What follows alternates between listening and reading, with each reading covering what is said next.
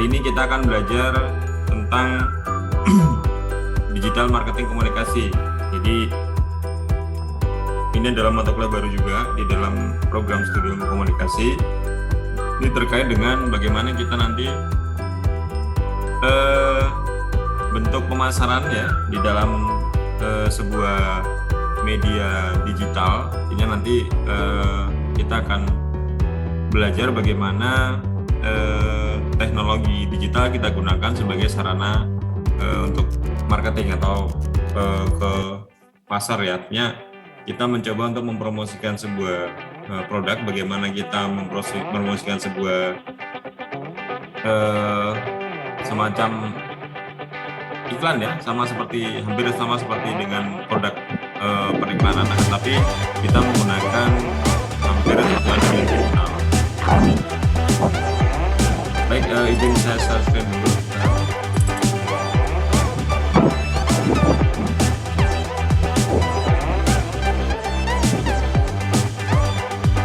Oke. Saya.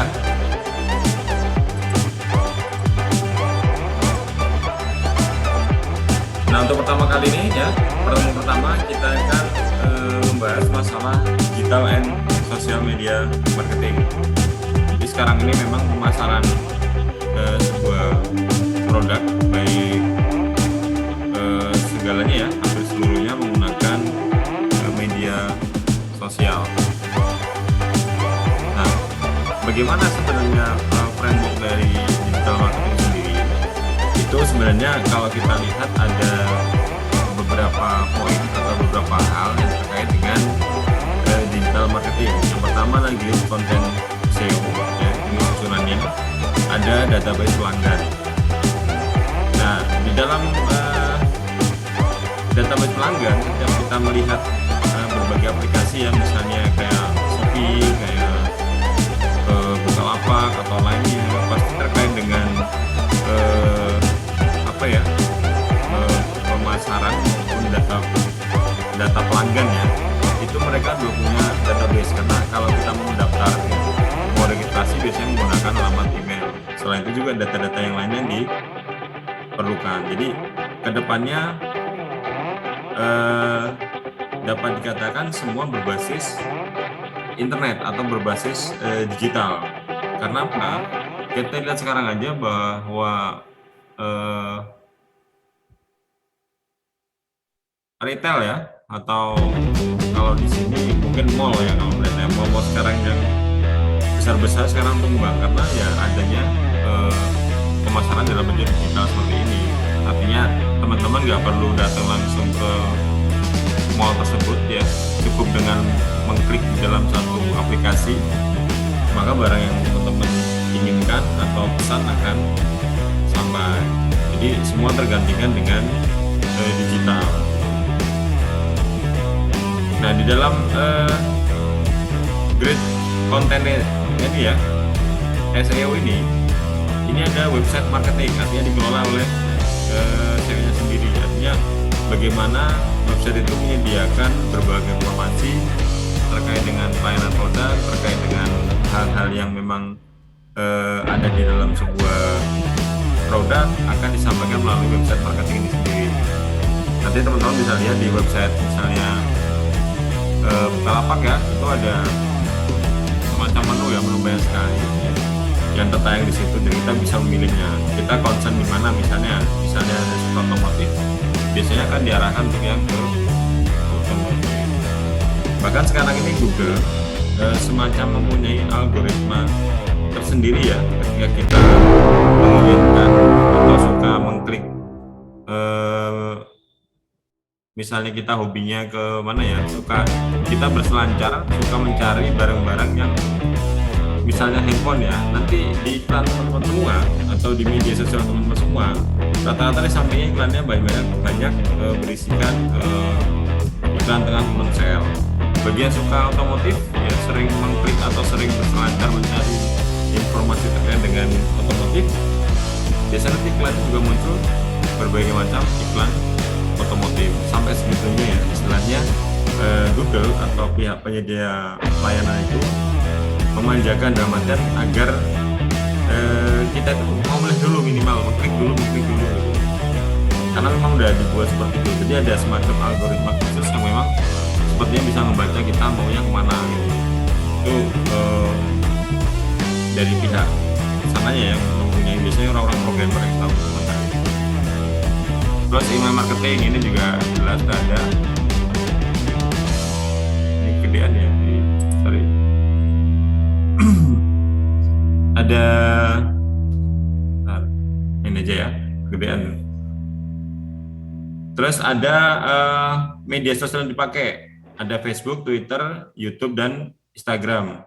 Artinya di sini di dalam menggunakan sosial media marketing, kebanyakan sekarang yang digunakan adalah 4 aplikasi ini ya. Artinya sebenarnya banyak sekali aplikasi yang lainnya, cuman dari data yang didapat ya, saya dapat itu banyak pengguna dalam menggunakan digital marketing keempat ini, dari Facebook, Twitter, YouTube, dan Instagram. Nah, semuanya itu mengacu kepada customer engagement. Ini. Nah, sebenarnya apa sih yang dimaksud dengan customer engagement itu?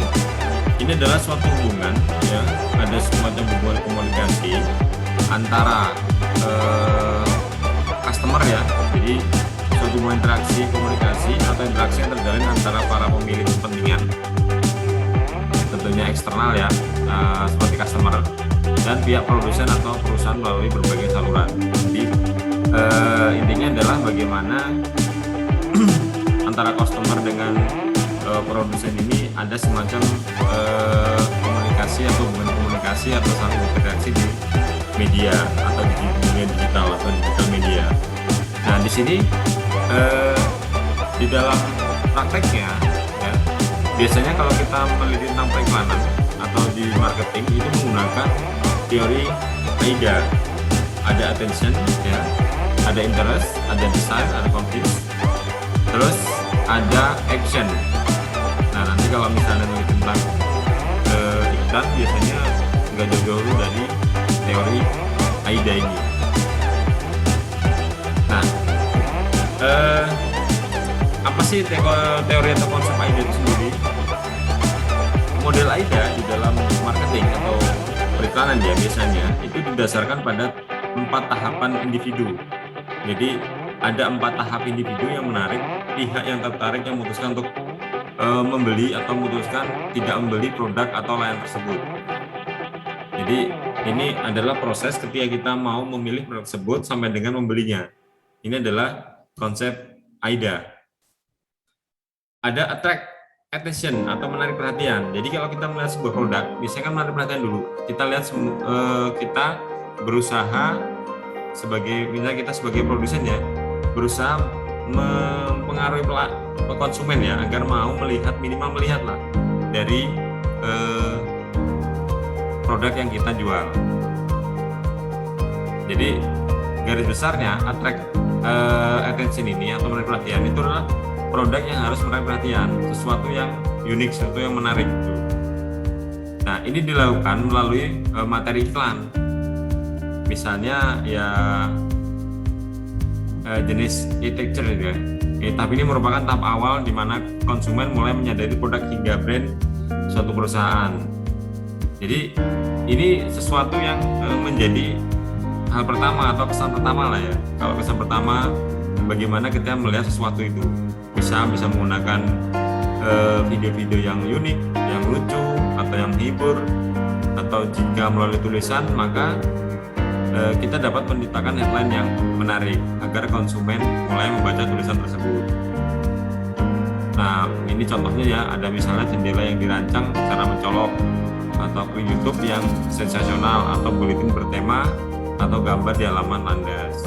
Ini misalnya kalau kalian melihat iklan televisi atau TV kalian muncul semut banyak kayak gitu ya, kayak semut banyak, terus tahu-tahu mati, blank gitu kan, tapi ada suaranya.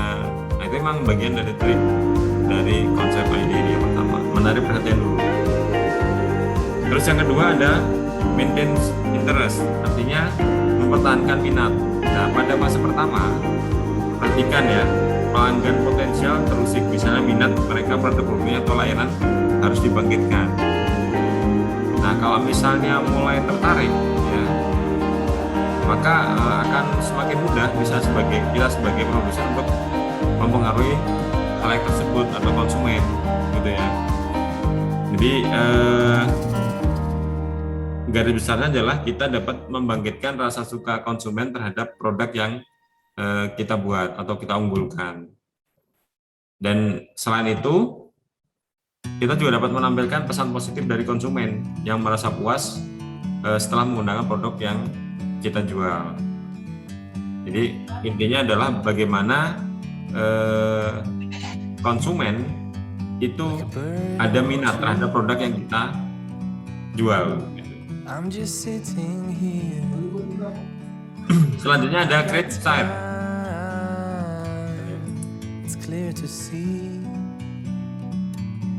Ada create desire artinya menciptakan keinginan. Jadi jika minat pada produk terangsang, artinya udah mau membeli ya, ada keinginan, maka tugas penjual untuk membujuk pelanggan untuk memiliki produk tersebut. Nah, ini bagian dari strategi marketing ya. Kalau misalnya teman-teman biasa atau pernah menjadi atau sales atau yang lainnya yang berhubungan dengan penjualan produk, saya yakin secara tidak langsung teman-teman sudah melakukan konsep AIDA ini.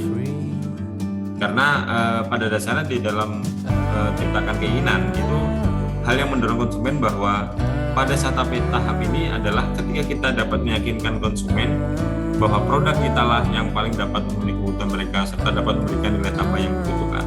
Ini adalah tahap yang ketiga.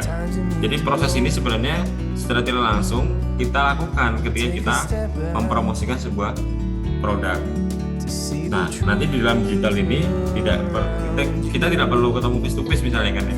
Kita bisa menggunakan misalnya testimoni atau misalnya kita kreatif yang menggunakan media internet lainnya, misalnya menggunakan video yang dipost di Facebook atau di YouTube atau di Instagram. Tapi pada intinya adalah bagaimana mengenal produk sampai dengan orang atau konsumen itu mau membeli produk yang kita jual. Itu adalah konsep AIDA. Yang keempat, action ya. Ini dapat tindakan. Jadi setelah mereka mau membeli, terus action itu membeli. Jadi segeralah setelah keinginan untuk membeli terangsang, maka harus transfer ke suatu tindakan, yaitu pembelian. Jadi kalau kita lihat dari proses kenapa kita mau membeli produk tersebut sampai memutuskan untuk membeli, itu adalah konsep AIDA. Nah, itu bisa diteliti dalam sebuah proses ya. Jadi tidak serta-merta ketika kita memutuskan untuk membeli produk tersebut tahu-tahu beli gitu enggak. Jadi ketika kita mau teliti itu ada ternyata gitu. Ada yang namanya konsep AIDA itu sendiri. Oh, seperti ini loh. Jadi ketika orang tertarik dulu, setelah tertarik dia mulai mengamati. Setelah itu mulai memutuskan merangsang ya, terus yang keempat adalah memutuskan untuk membeli atau tidak, seperti itu. Nah, ini adalah sebuah konsep AIDA gitu.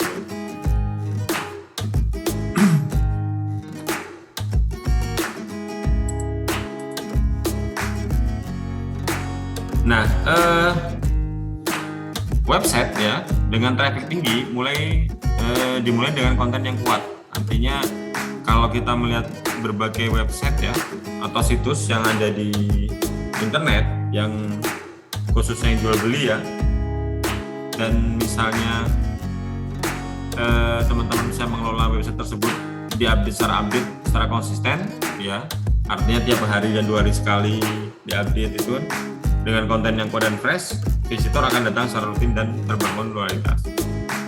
Jadi ketika membangun sebuah bisnis digital ya, kita memang harus konsen ya, artinya kita harus jangan misalnya gini, setelah kalian bikin terus nggak update lagi selama sebulan 2 bulan, nanti ketika orang yang mengunjungi website teman-teman semua atau situs teman-teman semua, mereka nanti melihat, oh ini jarang diupdate ini karena update terakhir ada kelihatan kan tanggal berapa gitu kan. Artinya bagi konsumen sendiri juga ada sedikit kekhawatiran ya, kalau misalnya ini benar nggak sih istilahnya jualannya gitu, karena kok jarang diupdate gitu kan. Berbeda ketika website teman-teman semua atau media sosial teman-teman yang tanda kutip jualan ya akan diupdate tiap hari misalnya kan, atau continue lah tiap 2 hari sekali gitu kan. Maka konsumen ya ketika melihat website teman-teman semua pasti melihat bahwa oh ini update, berarti memang paling tidak dapat dipercaya. Sama seperti kalau teman-teman misalnya mau membeli sebuah produk, pasti juga lihat track recordnya dulu kan, bagaimana situs penjualan ini sih sebenarnya ini nih akun fake atau akun-akun yang memang benar-benar gitu kan, atau mungkin hanya jualan palsu atau bodong gitu. Jadi kita bisa lihat trafficnya, bisa lihat trennya. Biasanya banyak kan menggunakan testimoni ya, tapi kadang-kadang testimoni juga itu bisa dibuat atau dimanipulasi seolah-olah yang memberikan testimoni banyak, padahal kadang-kadang juga di situ ada yang memang sedikit tanda kutip nakal di dalam penjualan melalui media digital. Intinya kita harus berhati-hati juga gitu kan, ketika melihat sebuah situs yang menjual harga yang kok murah banget gitu kan, itu harus kita membangun atau memulai untuk tidak percaya dulu dengan produk tersebut, karena pasaran dengan harga yang dipampang itu jauh berbeda. Artinya jangan-jangan ini hoax, atau mungkin jangan-jangan ini palsu, atau jangan-jangan ini penipuan seperti itu. Jadi jangan langsung mentang-mentang melihat harga yang murah langsung diambil gitu. Ini juga sama ya, nanti kalau kalian menjadi sebuah owner atau jadi sebuah produsen harus memikirkan itu. Artinya jangan sampai nanti kredit kalian atau pamor kalian akan turun ketika nanti menjual barang-barang yang tidak sesuai seperti itu. Jadi harus dibangun dengan konsistensi yang tinggi, artinya biar nanti yang user yang pengguna juga merasa terbantu dan nyaman dan percaya ya bahwa produk yang kalian pasarkan seperti itu. Nah, website dengan konten yang kuat akan mudah menarik web lain untuk memberikan link. Dan dalam ilmu SEO atau Search Engine Optimization ya, link dari web lain adalah kunci menaikkan page rank web. Jadi ketika kalian sering update itu ya, otomatis Google ya, mereka mengupdate sendiri. Misalnya kalian menjualan misalnya sebagai kamera ya, jualan kamera terus diupdate ya, nanti dia di mesin pencarian Google sendiri ya, itu akan bahasa pemrograman dia akan mengupdate juga. Jadi teman-teman semua nanti bisa di level atas ini, ketika orang mencari kamera, diketik di halaman pencarian kamera, yang muncul pertama kali adalah web teman-teman semua. Bisa seperti itu kalau sering diupdate, terus sering diperbarui, karena di dalam bahasa pemrograman di Google sendiri mungkin dibilang yang paling baru terus itu ya terupdate, artinya ada konsistensi dari si pengelola atau produsen sebagai pengelola website di internet seperti itu. Dan ini adalah website yang kuat. Misalnya kalau punya tulisan misalnya ya, cobalah nanti misalnya kata kunci cari misalnya otomotif, nanti biasanya otomotif ya link dari web teman-teman semua gitu.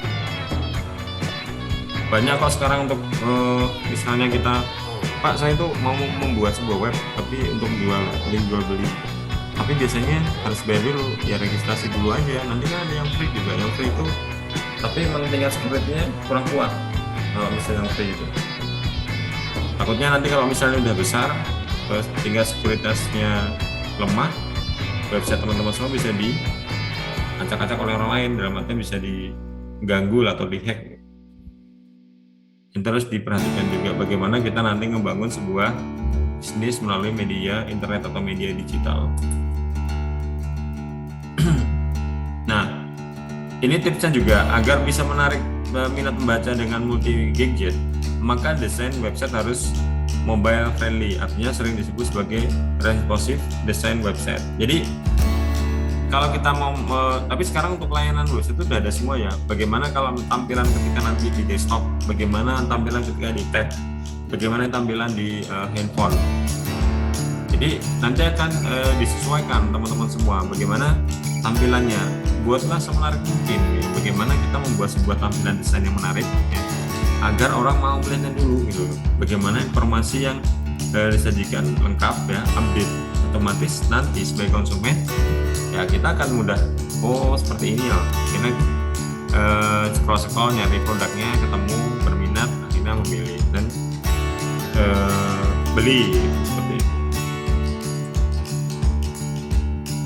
Ini ya bagi yang suka otak-atik website. Ini konsen di website ya. Nanti kalau untuk media sosial ya bisa di Facebook juga untuk jualan ya bisa. Di Instagram, ya di TikTok atau kalau di Twitter kayaknya untuk jualan kurang ya karena emang sifatnya hanya teks kalau di Twitter itu. Saya bisa di-linkkan kan, trending kan gitu. Nah, ini salah satu database calon pelanggan bisa diperoleh melalui sini. Ini HubSpot ya, artinya berbagai aplikasi banyak sih. Di internet itu semuanya ada ya. Kita mau nyari apa aja sebenarnya ada. Jadi misalnya teman-teman mau nyari tentang ya apapun lah, apapun ada di internet itu. Mulai dari yang baik sama yang tidak baik di internet itu ada. Tinggal bagaimana kita mengunggahnya, memilihnya ya, mendownloadnya, yang baik-baik tentunya ya. Semuanya ada di internet. Apa yang nggak ada dalam internet? Bahkan referensi sekarang ini sudah menggunakan internet ya. Dari berbagai jurnal, berbagai skripsi, tesis maupun disertasi. Bentuknya e-book ya, artinya sebenarnya lebih murah, lebih simpel sih. Tapi terkadang ada orang-orang yang memang mau baca di internet karena cuma lelah ya matanya. Tapi kalau misalnya membaca buku ya bisa lama-lama gitu. Ini contohnya menggunakan sosial media Facebook ini ya, promosi di sebuah produk minuman. Ini promosi juga ini bagian dari sebuah promosi digital marketing atau marketing digital komunikasi, bagaimana mempromosikan sebuah minuman ya pada halayak melalui media sosial Facebook. Cafe ini gambar Starbucks ya. Starbucks juga punya websitenya sendiri ya. Artinya kita bisa melihat, apalagi di era pandemi seperti sekarang ini ya, artinya kita nggak bisa langsung ke tempat yang membuat atau mungkin ke kafenya. Kita bisa pesan delivery order.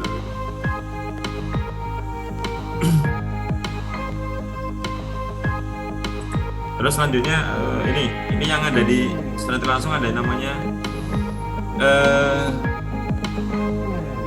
ini ya, apa namanya, ada pluginnya ya, artinya di setiap artikel atau di blog web company sebenarnya dipasang plugin social share, artinya memudahkan baca untuk membagi share dan bisa menjadi viral jika isi artikel bagus dan bermanfaat. Kalau misalnya teman-teman punya web terus langsung dibuatkan link dari media sosial, biasanya kalau ada orang baca, menarik, bisa langsung di-share. Itu juga membantu salah satunya sebagai media promosi gratis ya, atau dibantu orang lain, karena biasanya dari share nanti viral, artinya banyak teman-teman yang akhirnya membeli produk atau mengunjungi situs teman-teman semua seperti itu. Jadi ini sangat membantu sekali. Jadi kalau misalnya kita lihat ada pluginnya ya, atau plugin social share, ini cukup bisa membantu sekali gitu. Di berbagai media kan bisa dilihat.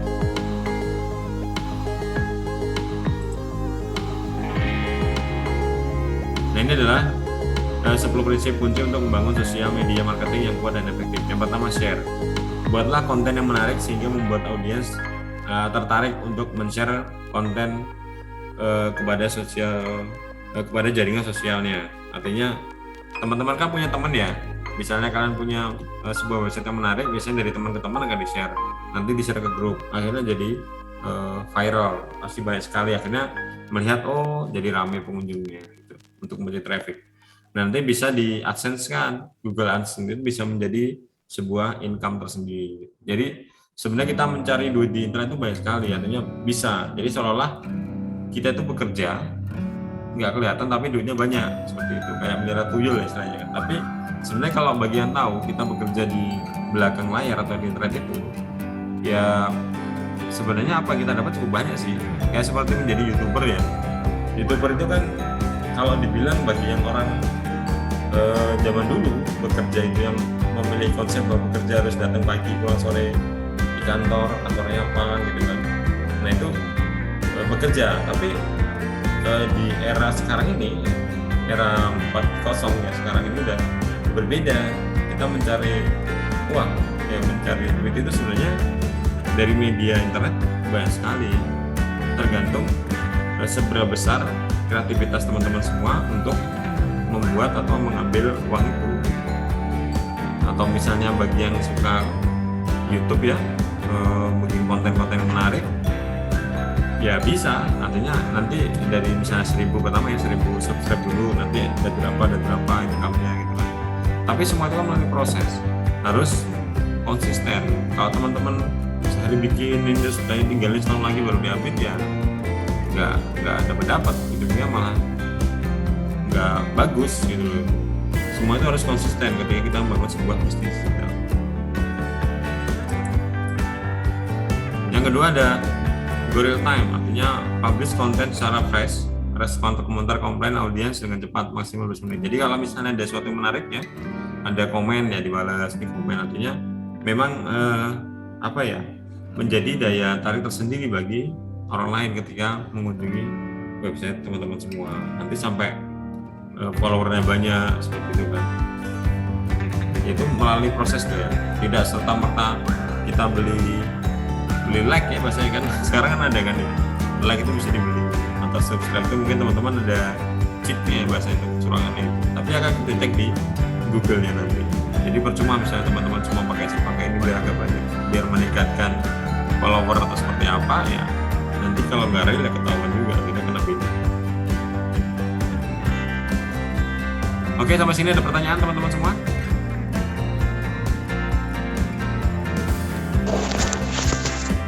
Belum, Pak. Belum ya? Oke. Selanjutnya ada educate atau educate dan share, artinya media sosial adalah tempat untuk mengedukasi pasar calon pelanggan, arena untuk membangun kredibilitas sehingga pelan-pelan tumbuh rasa percaya pada pelanggan. Jadi step by step ya, ketika kita membangun sebuah bisnis digital, artinya belajar dan belajar. Belajar itu banyak sekali sumbernya ya, bukan hanya dari buku sekarang ini, bahkan dari media-media lainnya kita bisa mengambil, artinya bisa mengambil ilmunya. Bagaimana sih sebuah misalnya kita ngebangun bisnis dengan baik, dengan konsisten seperti apa untuk menaikkan target kita seperti itu. Jadi banyak sekali caranya itu, bukan hanya di kampus tapi di luar juga. Share ke teman, diskusi dengan senior ya, belajar langsung dengan internet atau YouTube-nya atau berbagai seminar ya, itu bagian dari mengambil ilmu kita. Yang belajar itu bukan hanya di kampus, kita belajar di media internet juga banyak sekarang kan, layanan untuk proses belajar mengajar. Jadi tidak dibatasi hanya selalu di kampus, saya selalu di kampus.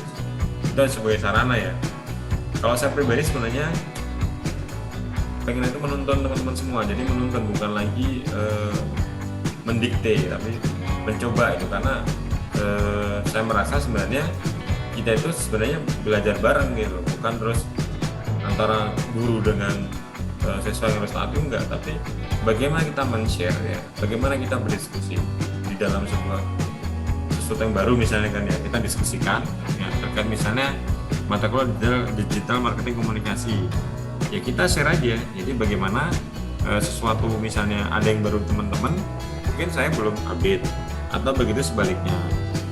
Jadi ada semacam keterbukaan, ada semacam pola hubungan yang kita bangun itu sarana berdiskusi.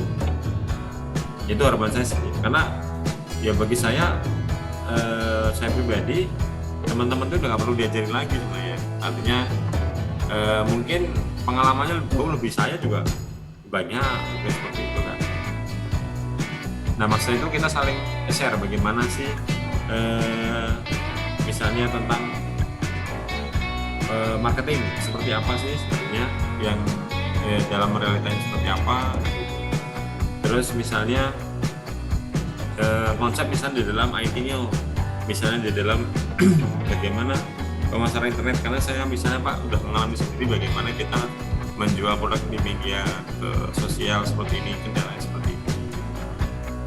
Kalian itu mahasiswa, artinya bukan siswa lagi, malah itu ya segalanya di atas siswa.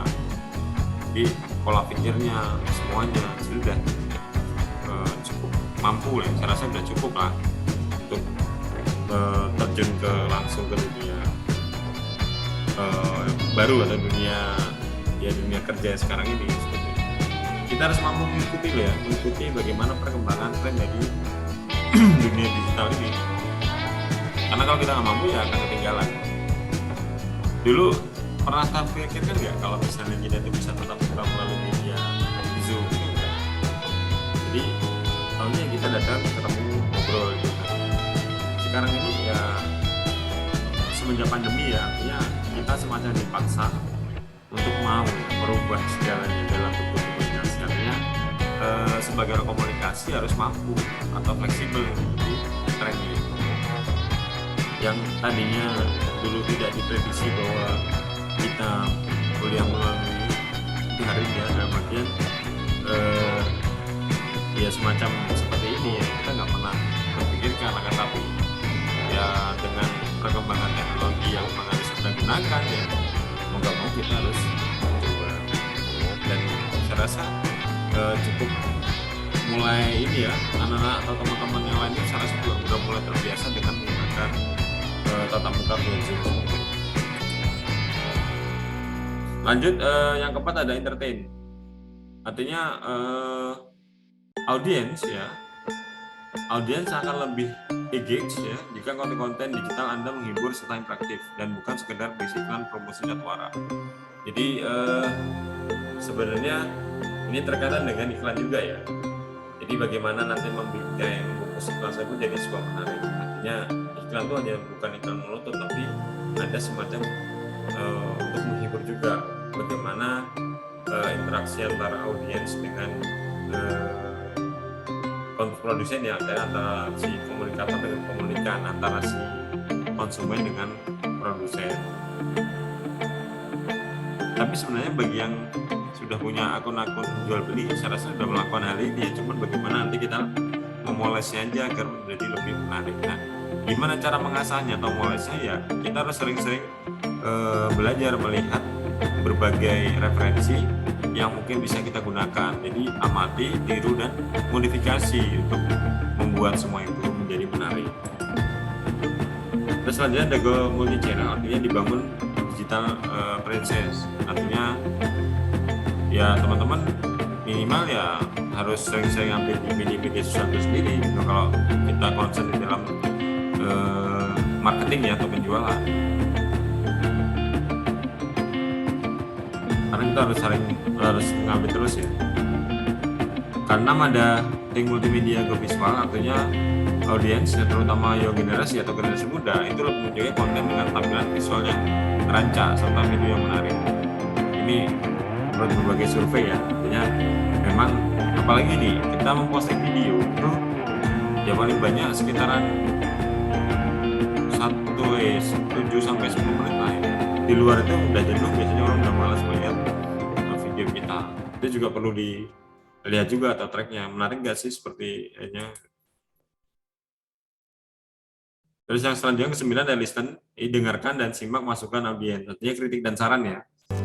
Jadi kritik dan saran, feedback dari konsumen itu bisa menjadi masukan mereka untuk kemajuan brand Anda. Jadi jangan anti kritik ya, jangan anti misalnya di komen seperti komen agak sedikit ini baper, sedikit ini nggak mau lagi. Enggak.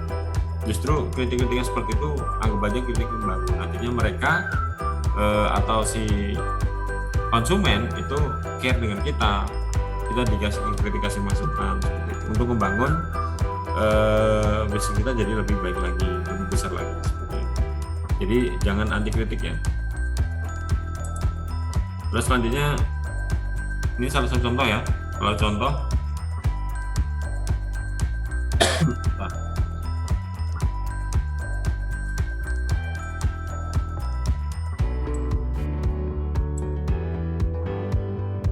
ini salah satu contoh iklan Aqua ya. Ini memanfaatkan kekuatan multimedia teks, gambar, video untuk membangun interaksi dengan fans di Facebook. Bisnis iklan-iklan ini muncul ya. Sudah tidak langsung iklanan yang ya mereka punya brand besar, mereka juga perusahaan besar. Jadi ya masih tetap berpromosi dia kan. ya sebenarnya udah laku. Ini Samsung Mobile YouTube channel bisa jadi satu andalan untuk memasarkan gigitnya. Samsung aja mereka punya channel sendiri bagaimana untuk memasarkan produknya. Ini juga ada di brand YouTube. Artinya ya kita harus sering-sering banyak belajar ya, artinya bagaimana membuat sebuah tampilan menarik seperti itu. Ini saya rasa teman-teman sudah melakukannya. Kalau sering jualan online ya, sering posting di Facebook, ya tinggal dipoles saja bagaimana membuat kata-kata yang menarik, bagaimana membuat foto yang menarik, yang orang lain mau mampir ke halaman kita seperti itu. Biasanya kalau misalnya pas panas, kalian posting minumannya dingin-dingin, nah, orang jadi seger nih kayaknya, akhirnya pemesan akhirnya ditegur lagi. Mungkin malam-malam pas dingin, punya misalnya sesuatu yang bisa dijual, bisa dipasarkan, di post, itu bisa juga. Jadi kita bisa harus mulai mempelajari bagaimana konsumen inginkan, kira-kira apa sih gitu. Jadi harus banyak trial, banyak mencoba dan mencoba. Oke, ada pertanyaan lagi teman-teman? Boleh Pak. Kalau ada silakan ditanyakan.